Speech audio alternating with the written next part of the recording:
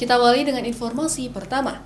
Saudara, di tengah meninjau vaksinasi door-to-door di Kampung Lampro Bilu, Kecamatan Kuta Baru, Kabupaten Aceh Besar, Presiden Joko Widodo terlihat melayani warga yang ingin bersuah foto.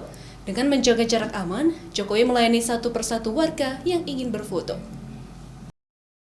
Warga Kampung Lampro Bilu, Aceh Besar terlihat sangat antusias menyambut kedatangan Presiden Joko Widodo ke kampung mereka. Kehadiran Jokowi ke Aceh kali ini meninjau langsung vaksinasi door-to-door. Selama vaksinasi door-to-door berlangsung, Jokowi terlihat berkeliling kampung untuk memantau warga menjalani vaksinasi COVID.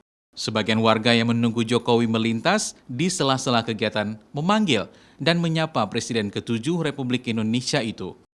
Bahkan sebagian pemuda kampung yang menunggu Jokowi berteriak meminta swafoto dengan Presiden.